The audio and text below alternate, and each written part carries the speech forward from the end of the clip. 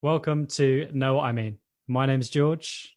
My name's Oscar. And I think this week we talk a lot about judgment and we talk about what we find uncomfortable in others and how that might be reflecting ourselves. And George reveals his desire for control Yeah. in this episode. Yep. Listen now to find out our biggest insecurities. Yeah, it was quite I liked that though, having a bit of a poke around. I think that was quite fun. I think we're both open to that, so Yeah. that was quite nice to do. So, Yeah. What was your one again? What did you say? I know I didn't reveal anything. God, you got to do tit for tat. So we're trying to control everything again. Classic Well, George. but classic George. Well, you have to listen on to find out. It's in there. Cool. Let's get into the episode. So the quote for this week is actually a paraphrase from Jesus, and it is, "Let those who are without sin cast the first stone." So if you're not familiar with this particular story, essentially what happens is there's a woman who's about to be stoned for adultery. And there's kind of all the people in the town or whatever gathered, only the men, because they're the only ones who are allowed to do the stoning for some reason. And they're all gathered around, ready, rocks in hands, ready to start pelting. And Jesus is there, and he's kind of the one people are looking to him to kind of initiate this thing, because this is a legal thing. The law requires that, if someone has committed adultery, if they're a woman at least, then they're to be stoned. That's the legal punishment. And Jesus says, "Let him who is without sin cast the first stone." And I think this is just such a beautiful little flip. I see it of just turning the mirror around, because I imagine all these people, they're in the presence of Jesus, and they're thinking like, well, shit, I'm with Jesus and I haven't done anything wrong. I'm on the right side. I'm on the side of the law. We're going to punish this person who's done ill. This is a sinner. I'm going to show my righteousness by participating in the punishment of a sinner. And it's just so beautiful, that little flip, to be like, how about you? If you're so ready to punish someone who's sinning, are you that ready to punish yourself? Are you so sure?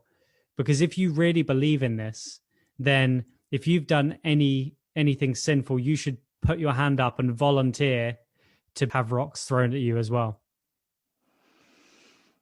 Yeah, something that came out for me from what you said was, and I don't know why it hit me, but it saying, if you're so ready to condemn and judge, and there's something about that readiness, about that.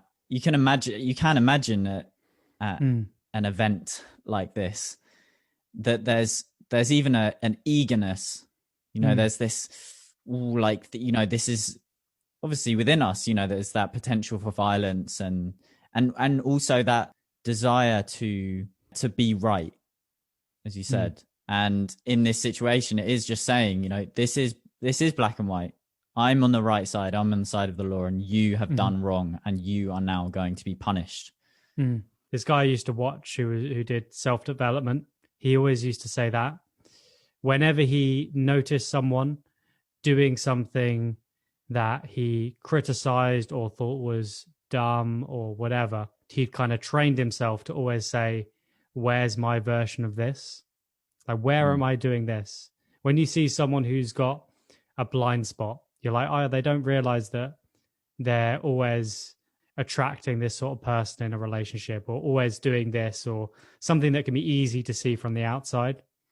It's a really powerful trigger to think, every time you notice that, to flip it and turn the mirror on yourself and think, where's my version of that? Where am I like completely just not seeing something because I'm so caught up in my own story, or the fact that I think I'm a good person or whatever.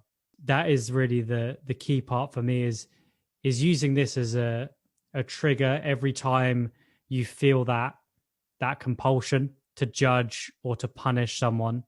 And it means that you can at least come at that person from a more compassionate place. If you've thought about, maybe there are some other, some messed up things that I've done that are similar to this. You can still deal with the problem. Like if someone's, I don't know, been stealing or something, you still need to address that issue, but you can at least not think that this person is evil or a sinner or deserves to be punished.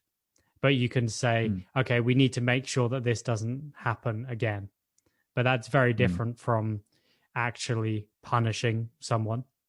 Yeah. Well, this eagerness to punish, this sense of eagerness to punish, which I think we're all familiar with in some ways. We if someone's done something wrong, you really just want, like, yeah, they've done something wrong, they deserve to be punished, and that kind of part of us does come up.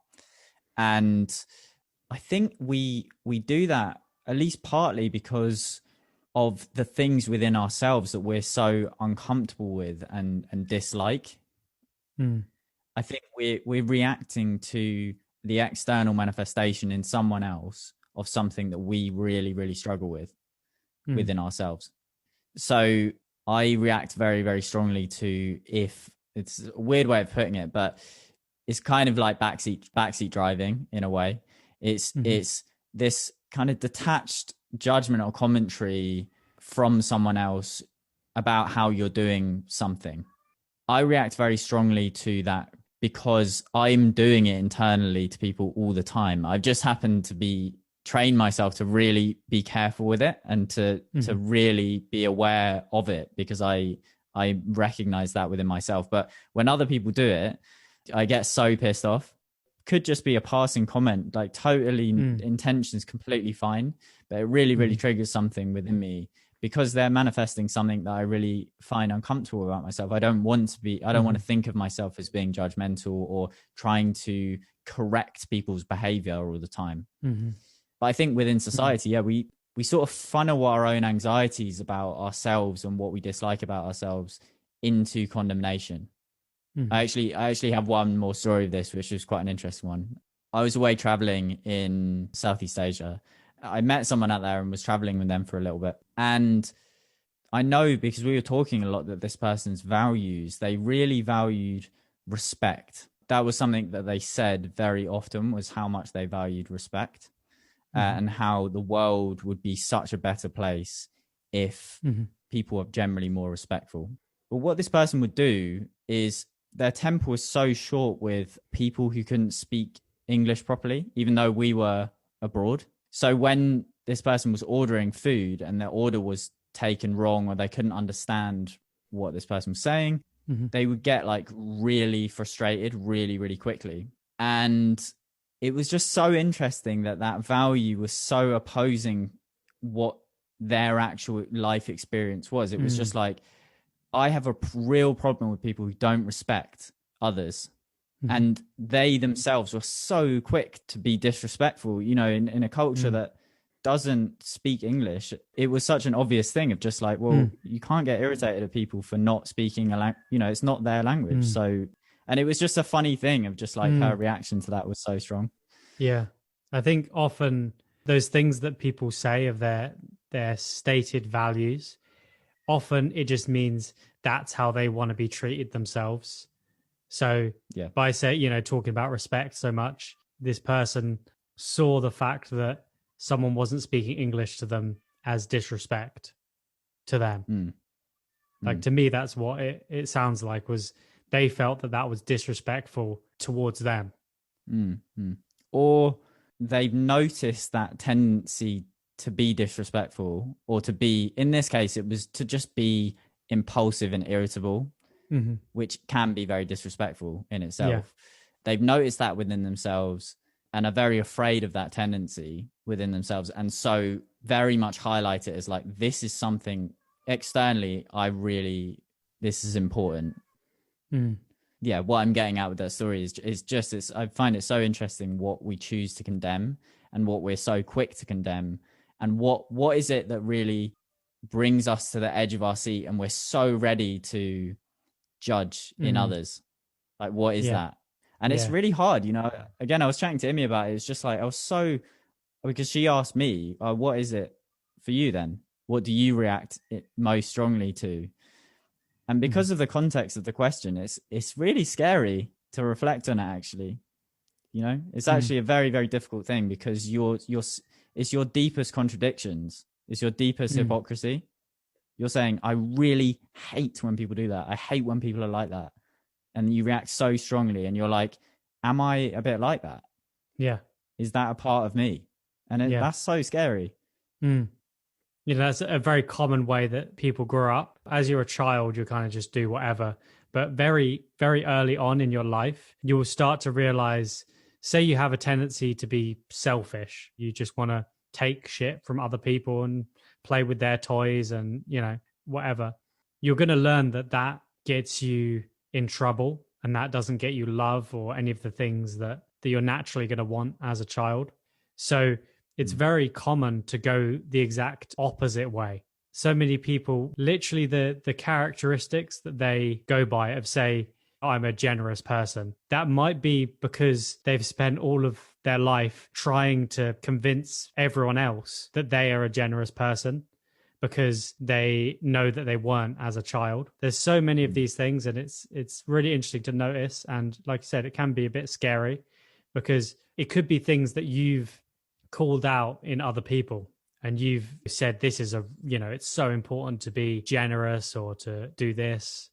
And yeah, it can be quite challenging to actually look at those things.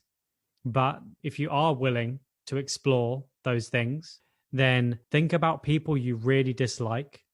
Like, who is someone that you just hate? I guarantee that person has a lot of qualities that you perhaps wish you had in yourself, or that you do have in yourself, but you don't express. So you can feel like, I'm a better person because I don't express those negative parts of my personality. You can resent someone for just being free and embracing being selfish, or, you know, if someone says like, oh yeah, I don't give a shit, I just want to get whatever I can. If someone says that, that's kind of like, the fuck? Like, you shouldn't be open about that. Like, that's not a good thing to admit to anyone. Yeah. So yeah, it's crazy, and it's really definitely something that I've noticed later in life, though more of those things I'm kind of noticing, things that you build your personality in reaction to a lot of your so-called undesirable traits. And so what have you got? Yeah. I think, you got examples? Yeah. Oh, let's go in.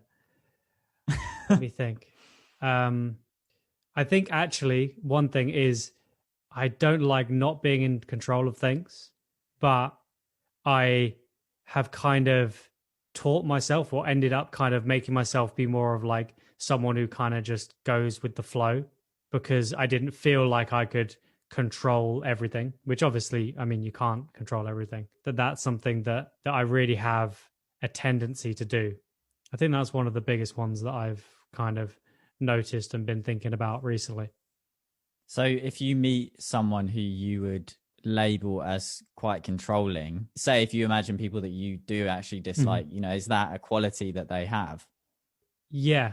And I think there's one thing in particular, like a particular thing that people do that really does trigger me. If someone says, if someone fishes for compliments, I on principle will not give them a compliment. Yeah. Like, I won't do it. No. Like if someone says like, oh, I just feel like I look like shit today. Like, you know, people at work sometimes would say just a little comment like that. And what am I, like a fucking puppet? Like, you're just putting me in a social situation where I have to say something, or where I'm obliged to say something nice to you.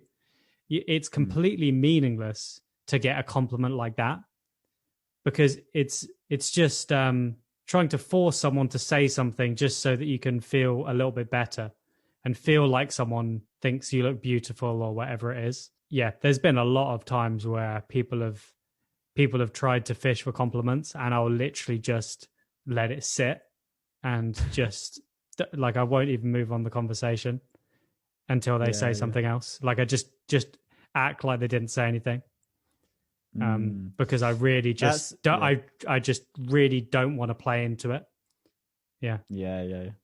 But that is about control. You know, because they are setting a situation up where there is only one option unless you want awkwardness. That's like totally set up, and you are and that's how it feels. I really dislike that as well. And you are trapped in that, but out of stubbornness, you just want to be like, I'm not doing that.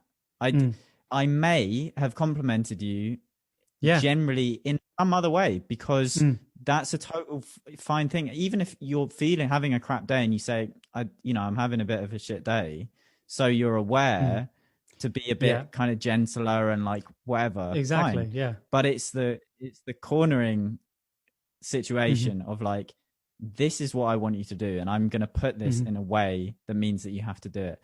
And I totally get that. But I think the strong, because I don't think anyone likes that.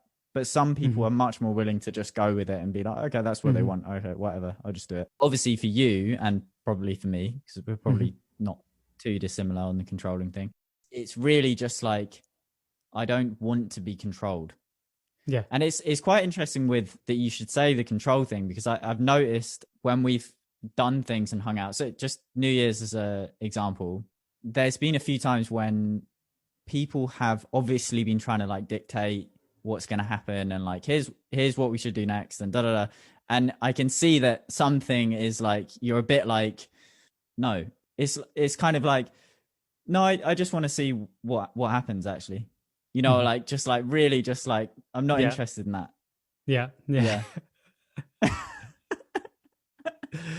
Yeah, it's so funny. And I think it's something that it's really important to look at it with a sense of humor, and to really not just repress those things, because everyone has all of the worst things that a human can do. Pretty much everyone's capable of doing those things.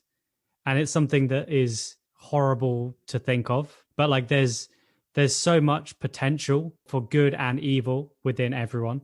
And you're really lying to yourself if you don't understand and accept those less desirable parts of you. It doesn't mean that you shouldn't be generous, but it's really good to recognize it just for yourself, to give yourself a little bit to like relax and to really accept yourself as you are.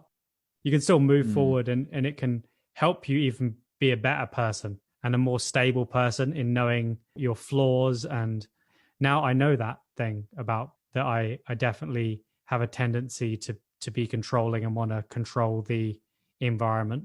And you can try and find maybe healthier ways to express that.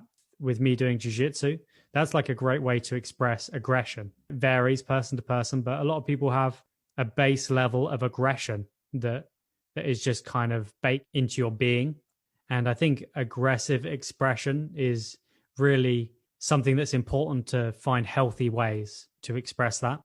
Otherwise, it's going to come out in you getting into a fight on a night out, or maybe just being very verbally aggressive towards someone. And those are the lower end of potential, of how bad it can get when people repress their aggression. So I think it's really important to understand these things. For me, thinking about where are healthy ways I can have complete control. Well, I'm kind of had problems with being addicted to video games. So maybe not within a video game, but like if I was able to do that in a more healthy way, then that would be a good way to exercise complete control over a particular environment, and to do it in a healthy way that's not just like breathing down someone else's neck or being a tyrant wherever you're around people. So I think it's really cool. And if you can get creative, you really can find some good positive solutions that are either just on your own, or even things that you can do with other people, that where you can express some of those shadow characteristics that maybe you can't express so much in your normal life. Yeah. And I think, as we've talked about as well, I think so with this eagerness to cast the first stone, with this eagerness to judge, as we've talked about, that being a mirror, like what is what is it that I'm so keen to judge or condemn in others? Because it will exist within yourself, and likely if you're reacting to it strongly, then it will exist strongly within yourself too. Like, so I think, like, of course there are healthy expressions for things, but awareness as well is massively powerful. I think most of the problems that we face you can really actually zoom out and look at humanity and problems within humanity. So many of them are down to a lack of awareness of what is going on within ourselves and why we're reacting so strongly to things, and why we want certain things, and why we hate certain things. And it's a lack of awareness of our own conditioning and tendencies. So if I react very, very strongly to something and I know, oh, that's a mirror. This thing I'm reacting so strong, it's almost irrational how strongly I'm reacting to this. You know, what is that saying about myself? Because I know that this is quite strong how I feel. So what can I see from that within myself? Because it's those things unfaced are dangerous. There's many situations where condemning someone, particularly on the internet and things like that, is easy, and you can kind of get away with it, and then it just, you know, it carries on, whatever. But if you don't face those things, they corrupt your actual relationships that you have, because you're unaware of that. You've got this tendency within yourself. You're reacting to it extremely strongly in other people. That's chaotic. You know, it's like really difficult, unpleasant thing. And not only that, it's such a relief to clock that, like with the control thing for you and me. I mean, I know that about myself now, so I can see when that's creeping in. I can see, oh, like this is a situation where I might want to try and have a tighter hold of things. Okay, like, because there's awareness there, I can just see as that's coming in, and I can just loosen it.